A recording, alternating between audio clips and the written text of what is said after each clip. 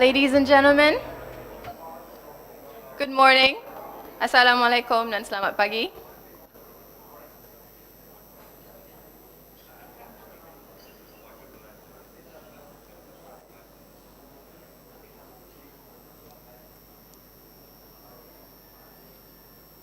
Mendapat daun si anak dara di bawah sarang burung tempur. Salam santun pembuka bicara. Selamat datang untuk semua. Senator, the Honourable Penny Wong, Australia's Foreign Minister. Your Excellency Dr. Justin Lee, Australian High Commissioner to Malaysia. Distinguished guests, ladies and gentlemen, my name is Azra, and it is my great pleasure to welcome all of you here for this brunch event. We will resume formal proceedings after breakfast. It will be served shortly to your table, so please enjoy your meal, and I will speak to you again shortly.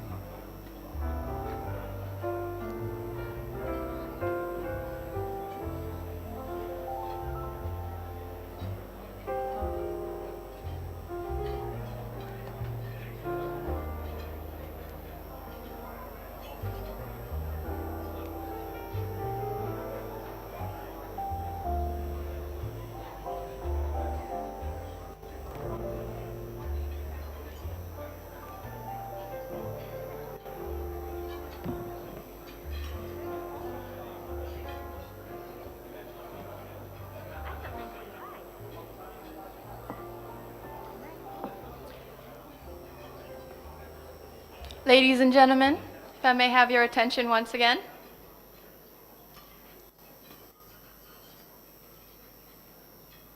To introduce Australia's Foreign Minister, please join me in welcoming to the stage Australia's High Commissioner to Malaysia, His Excellency Dr. Justin Lee.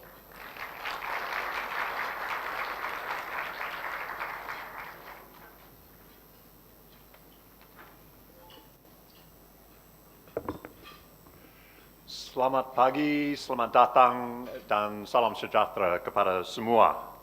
On behalf of the Australian High Commission, I'd like to recognise our many distinguished guests who have joined us here today, including leaders of political parties, members of parliament, government, business and civil society leaders, media editors, and excellencies from diplomatic missions and international agencies. Thank you all very much for taking the time to join us this morning for this event. It's my great privilege to introduce the Australian Foreign Minister, Senator the Honourable Penny Wong. Minister Wong was elected to the Australian Senate in 2001 and has subsequently been re-elected 4 times. She's a former Minister for Climate Change and Water and a former Minister for Finance and Deregulation. She was the first woman to hold the positions of Leader of Government in the Senate and Leader of Opposition in the Senate. She served as Shadow Foreign Minister for 6 years before the election of the Albanese government earlier this year when she was appointed Minister for Foreign Affairs. Finally, and very importantly, I'm sure you all know that Minister Wong was born in the Malaysian state of Sabah, and we're very pleased to be able to welcome her back to Malaysia.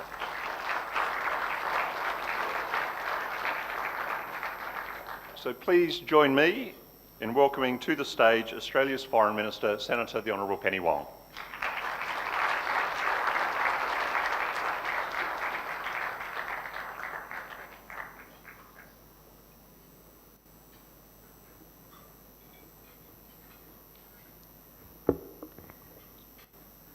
Selamat pagi, salam sejahtera kepada semua.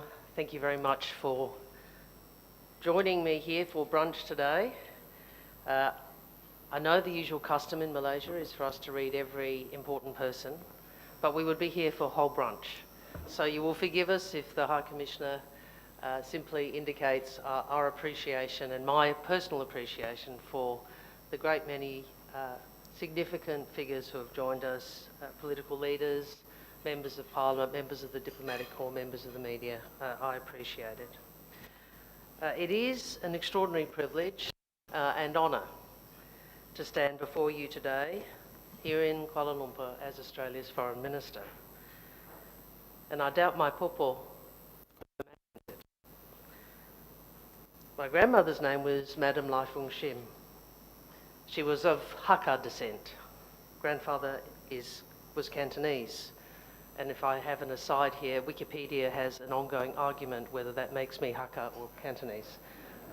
I just leave it to them. When the war came to Malaysia, Popo and the rest of the family were in Sandakan.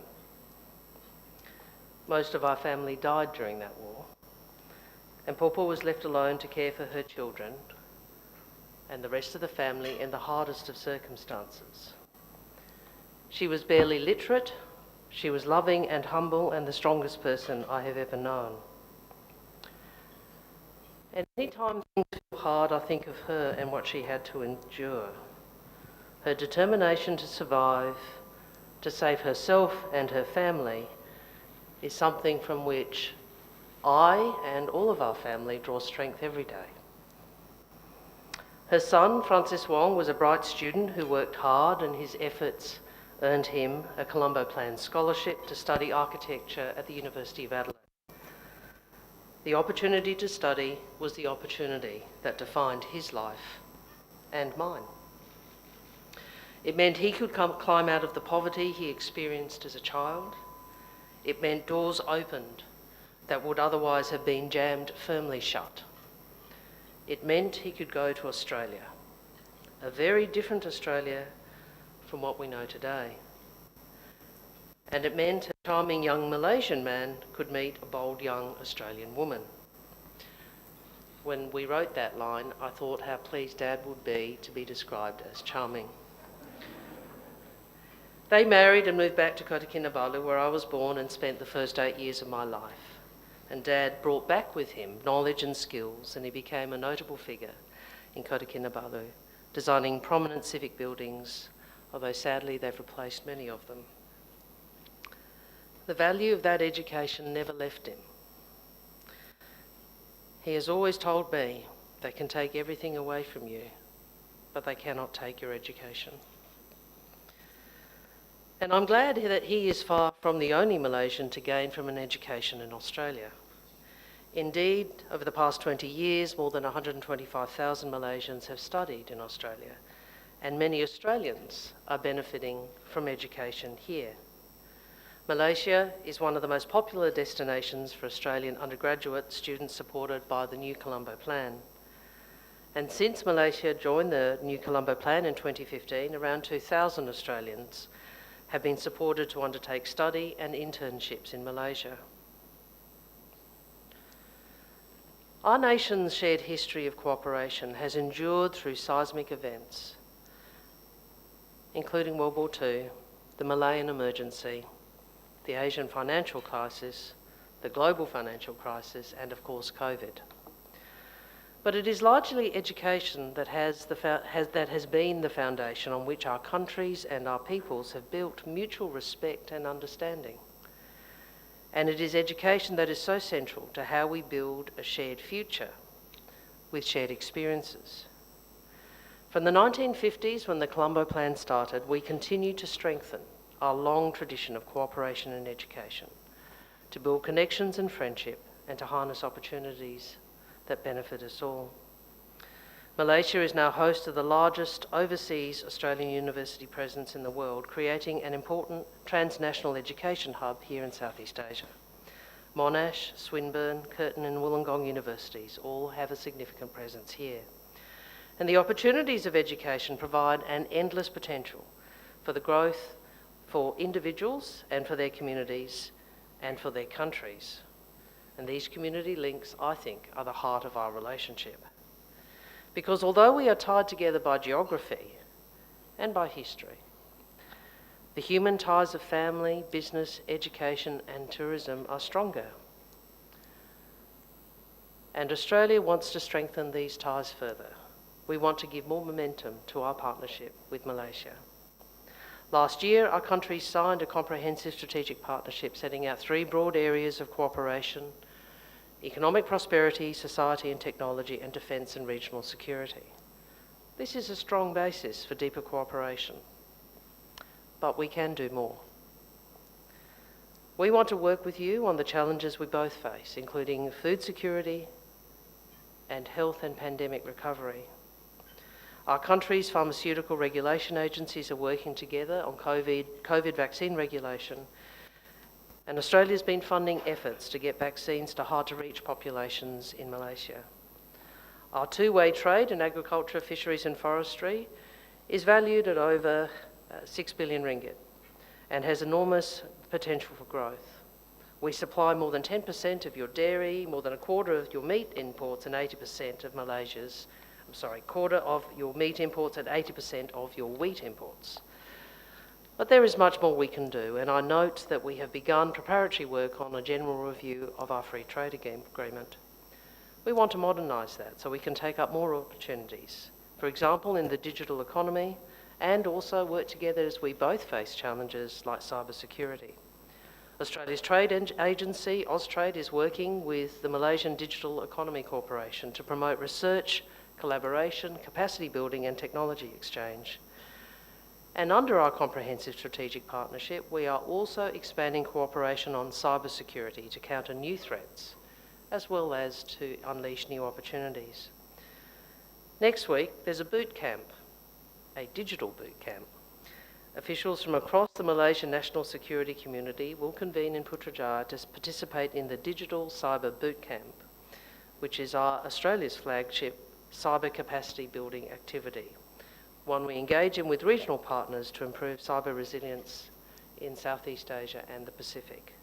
It is our first boot camp in Malaysia, and will help build Malaysia's capacity across the full breadth of cyber affairs, covering topics such as critical infrastructure, global cyber governance, and the application of international law to cyberspace. We're also cooperating on more traditional security threats, including transnational crime, counter-terrorism, and people smuggling. And under our bilateral Malaysian-Australian Joint Defence Program, Malaysia and Australia continue training and professional exchanges of defence officers, which remains a core component of the bilateral defence relationship. That goes back over half a century. And of course, as you would know, Australia and Malaysia are among the 5 countries that are party to the 5 Power Defence Arrangements, formed in 1971. And these arrangements commit us, along with the UK and New Zealand, to consult in the case of an armed attack on Malaysia or Singapore. Indeed, just this week, senior officials level delegations from all participating countries are meeting in Penang and no doubt eating very well. But just as important as all of these direct partnerships between our nations are, as important is how we work together through regional institutions like ASEAN. ASEAN and ASEAN-led institutions hold the centre of the Indo-Pacific. We are diverse nations, but we all agree that we want to live in a region that is stable, prosperous, and respectful of sovereignty, where disputes are guided by international law and norms, not by power and size. A region that is peaceful and predictable. These are the same principles as ASEAN has articulated in the ASEAN Outlook on the Indo-Pacific. And achieving this requires a strategic equilibrium in the region. ASEAN is the foundation of this equilibrium, the centre of the region. And its strength lies in its ability to speak for the region and to balance regional powers. All countries that seek to work with the region have a responsibility to engage constructively and respectfully with ASEAN. This is why it is such an honour for Australia to be one of only 2 countries to have a comprehensive strategic partnership with ASEAN. And I will be sharpening the focus of my department on Southeast Asia, so Australia is better equipped to engage with the region, so we can be a stronger partner for the countries of the region, including Malaysia. As I said, ASEAN is at the centre, but we can also seek new partnerships and arrangements that contribute to our shared objectives. We see the Quad as working alongside ASEAN and other regional architecture to strengthen our shared interests with the countries of Southeast Asia. Strategic equilibrium enables countries to make their own sovereign choices, and this is far better than having our future decided for us. We all have a responsibility to work together to achieve our shared interest and to ensure that our region remains peaceful, prosperous, and respectful of sovereignty. Those of us who grew up with family stories from the war owe it not only to generations past, but to generations to come to preserve the character of that region. So my family history will be on my mind today when I go back to KK. But more than the past, I'm focused on the future. And I say this to you, Australians know our future lies in the region we share with Malaysia. And it tells you something about modern Australia that I am here speaking to you today as Australia's Foreign Minister. I said earlier, Australia is a very different place to the country in which my father arrived around 60 years ago. My heritage is one of the 270 ancestries now represented in Australia. Half of our population was born overseas or has a parent born overseas. And we will be reflecting this rich character back to the world so the world can see itself in our country because we share common ground. And the time has come for Australia's full story to be told, our modern diversity and the rich heritage of our First Nations peoples. And as we look to the future, I hope Australia's story will be part of your story. Thank you very much.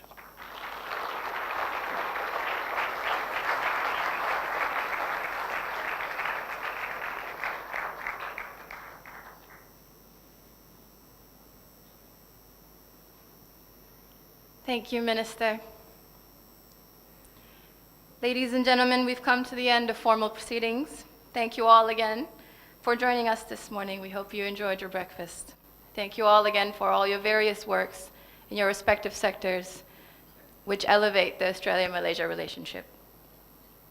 Minister, it has been an honor to hear you speak for us today. I'm sure I speak on behalf of many Malaysians who celebrate you. Thank you for coming to Malaysia. We hope you feel welcomed, and we wish you an enjoyable and productive visit. On behalf of the Australian High Commission in Kuala Lumpur, I wish you all a wonderful day ahead, and thank you.